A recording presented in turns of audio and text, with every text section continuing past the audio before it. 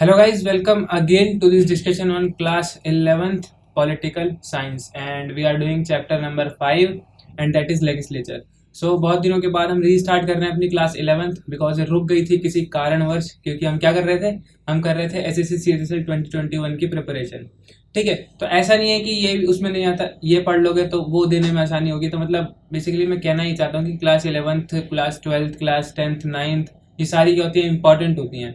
ठीक है, ये कर लोगे तो आपको किसी भी गवर्नमेंट जॉब में आसानी से नौकरी मिल जाएगी। ठीक है, बहुत सारी चीज़ें जो होती हैं वो यहीं से आती हैं पेपर के अंदर। लेकिन इससे क्या मतलब है, मैं कुछ नहीं, अभी हम सिर्फ क्लास 11th कर रहे हैं तो क्लास 11th ही करेंगे। सो पार्ट 2 है ये, और इसमें हम क्या डिस्कस करने वाले हैं, what does the parliament do. तो पार्लियामेंट क्या करता है ये हम करने वाले हैं। हमने पहले पार्ट में जाना था कि जो पार्लियामेंट का मेन फंक्शन है वो क्या है, it is a law making body. हमें सिर्फ इतना पता है अभी तक, क्योंकि 10th तक हमें उतना ही बताया जाता है, तो अभी भी हमें उतना ही पता है। बट अब आपको समझ में आएगा कि पार्लियामेंट का लॉ बनाने के अलावा भी बहुत सारे काम हैं जो पार्लियामेंट करता है। सो पहला फंक्शन हम देख लेते हैं, लेजिस्लेटिव फंक्शन। सबसे पहला काम है लेजिस्लेटिव फंक्शन, जो हम सबको पता है कि ये क्या है, लेजिस्लेशन बनाता है, मतलब लॉ बनाता है। तो parliament annex legislation for the country. ठीक है, अब बात कर लेते हैं हम इसकी नेक्स्ट फंक्शन की, control of executive and ensuring it's accountability. Accountability होता है मतलब रिस्पॉन्सिबिलिटी, कि आप रिस्पॉन्सिबल हो इस चीज़ के लिए। तो क्या है कि कंट्रोल ऑफ एग्जीक्यूटिव, तो पार्लियामेंट क्या है, एग्जीक्यूटिव पे कंट्रोल करता है और इंश्योर करता है उनकी अकाउंटेबिलिटी। क्या इंश्योर करता है, अकाउंटेबिलिटी मतलब कि जो एग्जीक्यूटिव है अपनी पावर्स का गलत इस्तेमाल ना करें। तो ये कौन इंश्योर करता है, पार्लियामेंट। कैसे, so perhaps the most vital function of the parliament is to ensure that the executive does not overstep its authority and remains responsible to the people who have elected them. तो ये क्या करता है, ये काम ये करता है कि पार्लियामेंट का मेन वाइटल फंक्शन ये है कि वो एग्जीक्यूटिव पे नज़र रखता है कि अपना जो अथॉरिटी है उसका गलत इस्तेमाल ना करे, और जो भी पीपल ने उन्हें इलेक्ट किया है, जो जिन्होंने उन्हें विजेता बनाया, उनके साथ ये मतलब गलत ना करें बेसिकली। ठीक है, तो ये काम कौन करता है, पार्लियामेंट।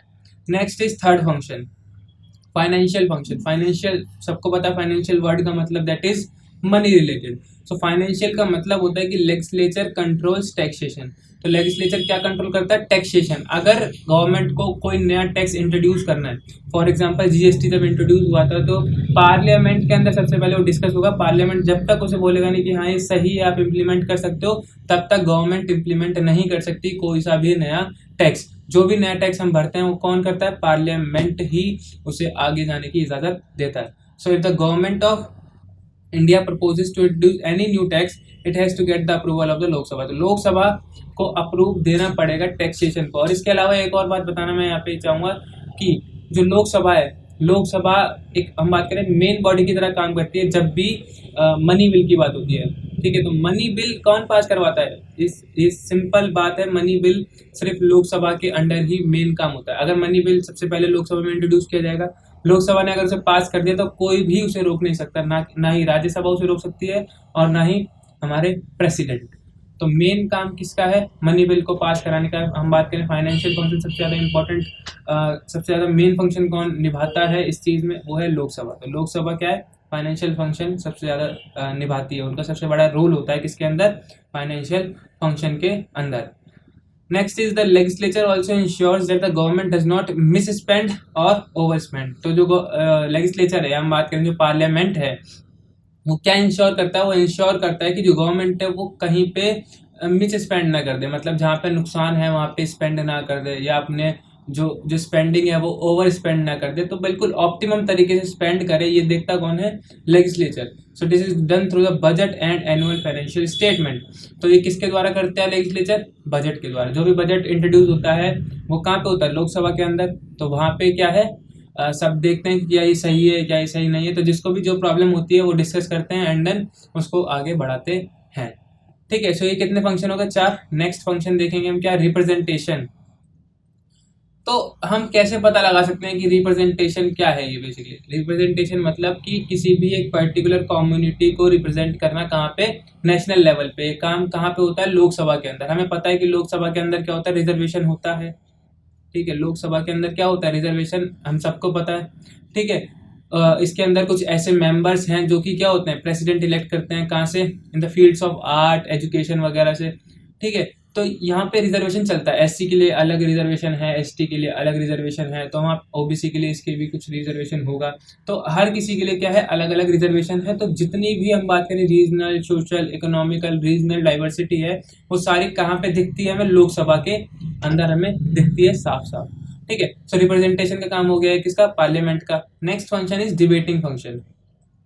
डिबेटिंग जैसे कि मैंने बताया कि अगर किसी भी बिल पे, या हम बात करें अगर किसी फाइनेंशियल बजट पे, या किसी भी और तरीके का अगर जैसे भी प्रोटेस्ट चल रहा है फार्मर्स का, तो उस चीज़ में अगर किसी को डिबेट करनी है, सो यस, पार्लियामेंट ही एक सबसे बड़ी डिबेटिंग हम बात करें अथॉरिटी है। वहाँ पे बहुत ज़्यादा डिबेट, मतलब कोई भी इंपॉर्टेंट डिबेट है तो वो कहाँ होगी, पार्लियामेंट के अंदर। आजकल तो बहुत ज़्यादा डिबेट हो रही है। ठीक है, हमने देखा है कि पिछले दिनों में जो लोकसभा था उसका सेशन रद्द कर दिया गया, राज्यसभा का सेशन रद्द कर दिया गया, क्योंकि बहुत ज़्यादा रियॉट्स चल रहे हैं हम बात करें तो। ठीक है, तो the parliament is the highest forum of debate in the country. तो हाईएस्ट फॉरम ऑफ डिबेट है क्या, कंट्री के अंदर, कौन, parliament. So there is no limitation on its power of discussion. तो डिस्कशन के ऊपर कोई भी लिमिटेशन नहीं है, आप किसी भी तरीके का डिस्कशन कर सकते हो। बट जैसा अभी डिस्कशन चल रहा है वैसा नहीं कि आप दूसरों पे आरोप लगा रहे हो और अपना पॉइंट प्रूव नहीं कर रहे हो, तो वो सारी चीज़ें नहीं चलती थी पहले, बट यस अब ये हो रहा है।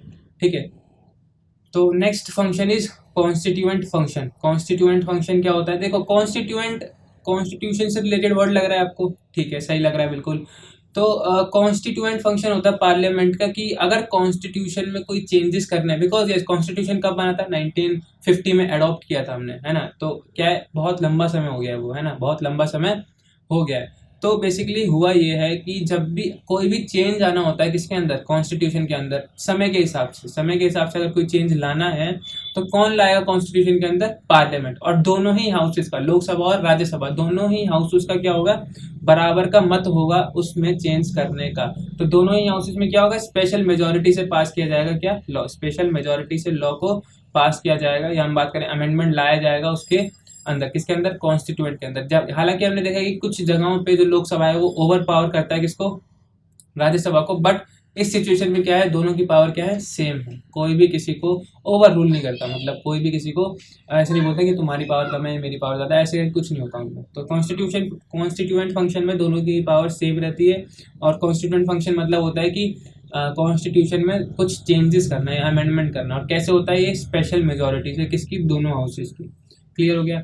नेक्स्ट चीज इलेक्टोरल फंक्शन। इलेक्शन से रिलेटेड फंक्शन क्या होते हैं भाई, तो क्या इलेक्शन होते हैं लोकसभा के अंदर, ऐसी कोई चीज। ठीक है, तो इलेक्टोरल फंक्शन, यस, जो पार्लियामेंट होता है वो भी क्या करता है, कुछ इलेक्टोरल फंक्शन परफॉर्म करता है। फॉर एग्जांपल हम बात करें प्रेसिडेंट और वाइस प्रेसिडेंट को इलेक्ट करने का काम किसका होता है, हम बात करें तो पार्लियामेंट का। जैसे कि मैंने बताया था एमएलए वोट देते हैं प्रेसिडेंट के लिए, तो उस तरीके से अगर मैं बात करूं तो क्या है कि पार्लियामेंट ही क्या है, लोकसभा, प्रेसिडेंट के लिए रिस्पॉन्सिबल है।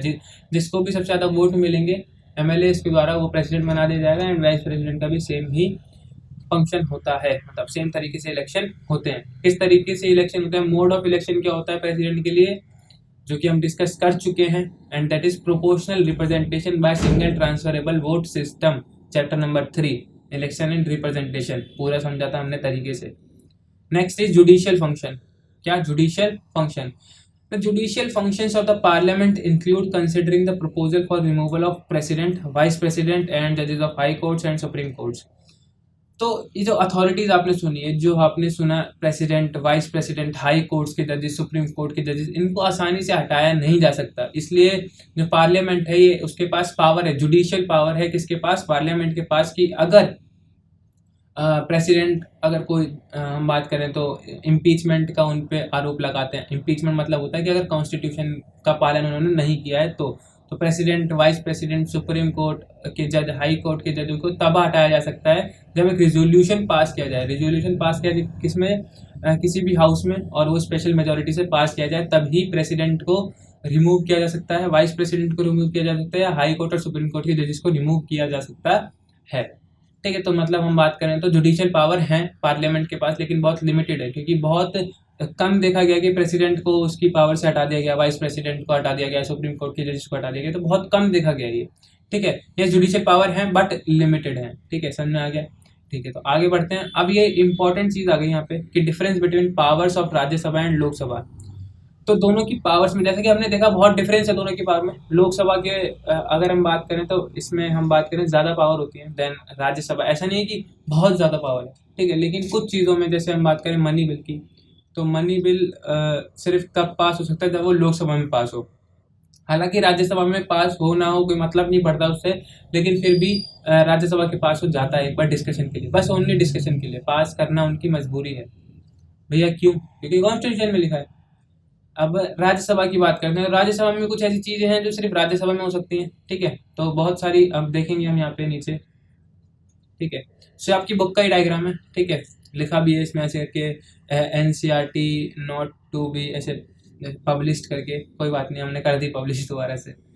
सो powers of the Lok Sabha, powers of the Lok Sabha, तो लोकसभा की पावर जानेंगे, उसके बाद हम जानेंगे क्या, किसकी पावर्स, राज्यसभा की पावर्स, ठीक है। तो पहले से मिटा देते हैं। So powers of Lok Sabha makes law on matters including union list and concurrent list, can introduce and enact money and non money bills। तो क्या करते हैं, ये उन डिसीजन या उन मैटर पे लॉ बनाते हैं जो कि किस में इंक्लूडेड है, यूनियन लिस्ट में, कंकरेंट लिस्ट में, ठीक है। जैसे अब बात की जाती है, तीन तरीके के काम होते हैं, मतलब तीन तरीके के मैटर होते हैं। हम बात करें स्टेट लिस्ट के अंडर होते हैं कुछ तीन तरीके की होती है, तो पता होगा आपको, एक यूनियन लिस्ट होती है, एक होती है कंकरेंट लिस्ट, कंकरेंट लिस्ट। सो स्टेट लिस्ट के ऊपर सिर्फ जो राज्यसभा है वही क्या कर सकती है, रूल्स बना सकती है, लॉ बना सकती है। और यूनियन लिस्ट और कंकरेंट लिस्ट पे दो लोकसभा, कौन, लोकसभा। कंकरेंट लिस्ट पे तो दोनों ही बना सकते हैं, लेकिन लोकसभा क्या रहता है, थोड़ा सा उसका जो पल्ला है वो थोड़ा भारी रहता है, ठीक है। तो तीन तरीके की लिस्ट होती है, जिसमें से लोकसभा के पास दो लिस्ट का कारोबार होता है, मतलब जो भी यूनियन लिस्ट और कंकरेंट लिस्ट में मैटर्स होंगे उसके ऊपर जो लॉ है वो इंट्रोड्यूस किए जाते हैं कहाँ पे, लोकसभा के अंदर। और मनी बिल और नॉन मनी बिल दोनों ही तरीके के जो हम बात करें लॉ हैं वो इंट्रोड्यूस किए जा सकते हैं लोकसभा के अंदर। Second is approves proposal for taxation, budget and annual financial statement, जो कि हमने देखा था कि लोकसभा के अंदर क्या होता है, जो भी टैक्सेशन नया लाना है, बजट वगैरह जो भी इंट्रोड्यूस होता है वो कहाँ होता है, लोकसभा के अंदर। Controls the executive by asking question, तो एग्जीक्यूटिव्स को कंट्रोल करते हैं by asking questions, supplementary questions, resolution and motions and through no confidence motion. Amends the constitution, constitution को अमेंड कर सकता है कौन, लोकसभा के, मतलब दोनों की पावर इसमें क्या होती है, इक्वल होती है, लोकसभा और राज्यसभा दोनों की, बट ये दोनों में हो सकता है, तो इसलिए हमने यहाँ भी मेंशन किया और इधर भी आपको दिख जाएगा मेंशन कर रखा होगा। Approves the protection of proclamation of emergency, approves the proclamation of emergency if there is any situation in India like emergency। तो वहाँ पे कौन इसे अप्रूव करता है, लोकसभा। तो लोकसभा इसे अप्रूव करते हैं कि हाँ इमरजेंसी सिचुएशन आ गई है इंडिया के अंदर, तो कौन अप्रूव करेगा उसे, लोकसभा। इमरजेंसी सिचुएशन मतलब का कि किसी ने अटैक कर दिया इंडिया के ऊपर, तो ऐसी सिचुएशन में कौन बताता है कि yes there is a situation that we call emergency situation, वो कौन करता है, लोकसभा अप्रूव करेगी। Elects the president and vice president and removes जजेस of supreme court and high court, ठीक है। Establish committees and commissions and consider their report, तो committees commission बनाना किसके काम में, लोकसभा का, और उनकी जो रिपोर्ट वो सबमिट करते हैं वो भी कौन कंसिडर करता है, लोकसभा, मतलब कौन रीड करके उन पे जजमेंट देता है, कौन, लोकसभा। पावर्स ऑफ राज्यसभा की बात करते हैं। लोकसभा की बहुत सारी पावर्स थी, अब powers of Rajya Sabha. considers and approves non-money bill and suggests amendments to the money bill। सो इनका काम क्या है कि अप्रूव करते हैं non money bill. Non money bill में दोनों की पावर सेम है, नॉन मनी बिल में दोनों की पावर सेम है, बट मनी बिल में आपको दिख रहा होगा कि सजेस्ट अमेंडमेंट मतलब करेक्शन टू मनी बिल। ये सिर्फ करेक्शन बता सकते हैं मनी बिल में कि आप ये करेक्शन कर सकते हो, अदरवाइज आप कुछ नहीं कर सकते, ठीक है। तो एक बार बोल सकते हैं कि आप ये करेक्ट कर लो, बस उतना ही बोल सकते हैं, ठीक है। बाकी काम किसका है, लोकसभा का, कि लोकसभा ने पास कर दिया तो ये सिर्फ पास हो जाएगा।